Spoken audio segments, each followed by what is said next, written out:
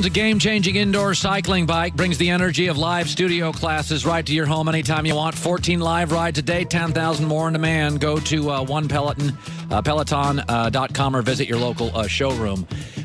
Listen, man, it's the playoffs. These games are hard to win. It takes balanced teams. It usually takes great quarterback play, although Dallas won despite not having that.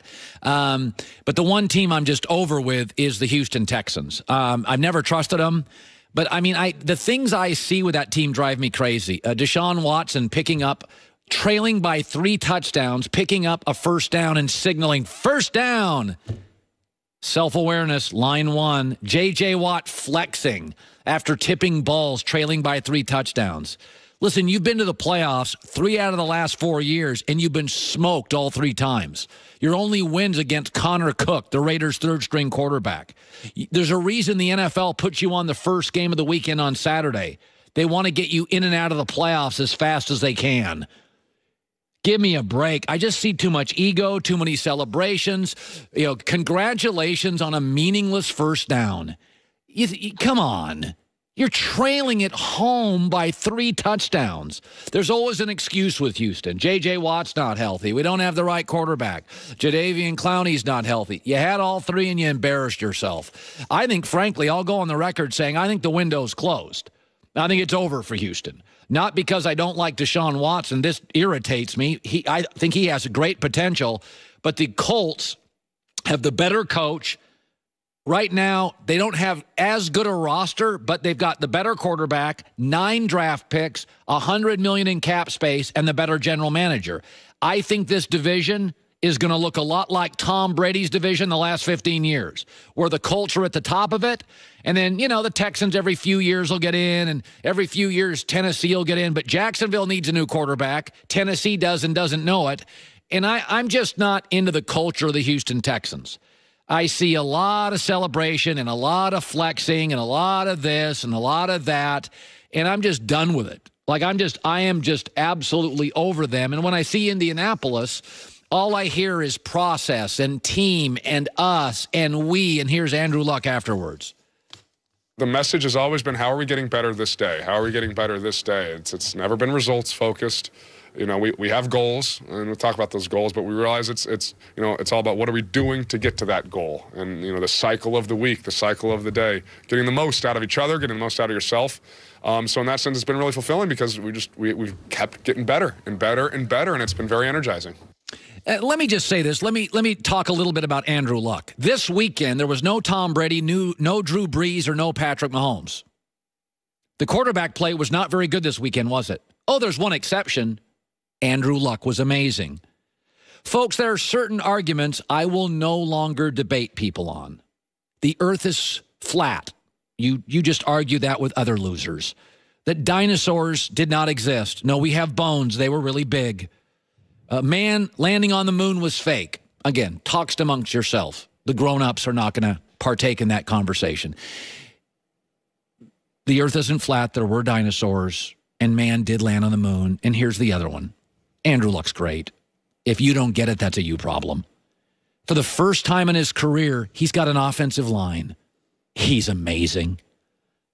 9 draft picks, $100 million cap space. Folks, it's just the beginning. They have the best young GM in football. But here's the problem, and I don't blame fans for not getting Andrew Luck. I mean, it seems obvious to me, but fans only appreciate what they see. That's why when Patrick Mahomes does a no-look pass, fans are like, oh, my God, because you can see that. But you can't see preparation. You don't get practice. You don't see Andrew Luck in a film room. You don't see pre-snap. Andrew Luck is playing at a completely different level than 99% of the quarterbacks that have ever played pre-snap. Manning, Brady, Breeze, Andrew Luck, I'm telling you, history of the game, but you don't see Andrew Luck's film study. You don't see him pre-snap. That's why we've never truly appreciated Tom Brady. Because what happens when you see a quarterback make a great play and Trubisky's scrambling around and he makes a great play, or Carson Wentz is scrambling around and he makes a great play, and Patrick Mahomes is scrambling around and makes a great play. Do you know why that quarterback's in chaos? Because he didn't audible out of the pressure.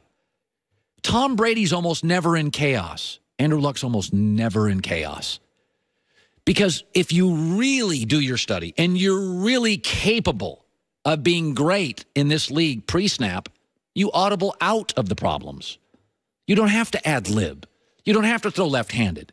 You don't have to throw no look. You don't have to, like Trubisky, make it up on the go. You don't have to. You've audibled out of that.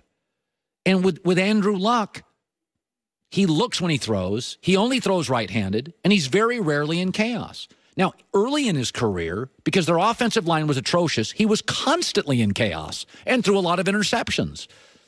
But I understand why people don't appreciate Andrew Luck. I get it. But I'm not going to argue anymore. When you watched all the quarterbacks this weekend, if I'd have told you the guy facing Jadeveon Clowney and J.J. Watt will light it up, aren't those the two big coveted defensive linemen outside of Khalil Mack in the playoffs? J.J. Watt and J.J. That guy with two rookies starting on the offensive line. That's why I made him MVP. You can name 8 Cowboys. You can name 8 Chiefs. You can name 7 Chargers. Take Andrew Luck out. Try naming 4 Colts. Like, I can't help you anymore. If you think the earth is flat, argue amongst yourselves. I'm over it. If you think dinosaurs didn't exist, knock yourself out. But I've seen the bones. I went to Yale University's Dinosaur Museum. They existed. Otherwise, they spent a lot of money trying to fool us. I mean, one quarterback this weekend was like, oh, my God. And he did it against the best defensive line, arguably, in the sport. And pure talent up front, Houston. On the road. Had just beaten him a month ago. Kind of hard to do that again. All right, coming up, where Colin was right, where Colin was wrong, Trent Dilfer.